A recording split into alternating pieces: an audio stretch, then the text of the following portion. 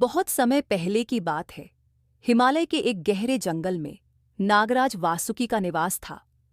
वे शक्तिशाली और दिव्य नागों के राजा थे और उनकी भक्ति भगवान शिव के प्रति अत्यंत गहरी थी। वे हर दिन कैलाश पर्वत के पास जाकर भगवान शिव की पूजा करते और उनका ध्यान लगाते।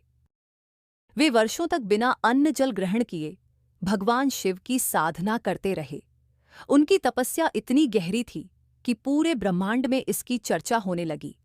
देवता, ऋषि मुनि और यहाँ तक कि असुर भी उनकी भक्ति देखकर चकित थे।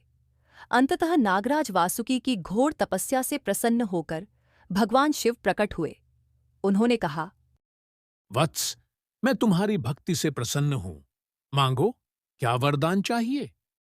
नागराज ने विनम्रता से हाथ जोड़कर कहा, हे प्रभु, मैं चाहता हूं कि मेरी नाग जाति की रक्षा हो और हमें आपके चरणों में सदा स्थान प्राप्त हो। भगवान शिव मुस्कुराए और बोले, ऐसा ही होगा। तुम्हारी नाग जाति सदा मेरी सेवा में रहेगी।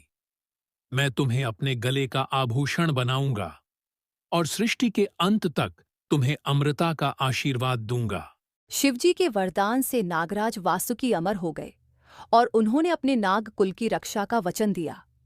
वे शिवजी के गले की शोभा बने और तब से भगवान शिव को नागेंद्र हाराय भी कहा जाने लगा।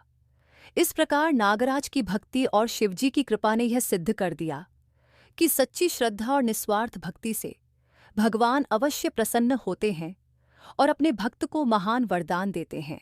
शिक्षा: सच्ची भक्ति और निष्ठा से भगवान प्रसन्न होते हैं। धर्म और कर्तव्य की रक्षा करने वाले को दिव्य आशीर्वाद मिलता है। अहंकार से नहीं, बल्कि समर्पण से ही सच्ची सफलता प्राप्त होती है।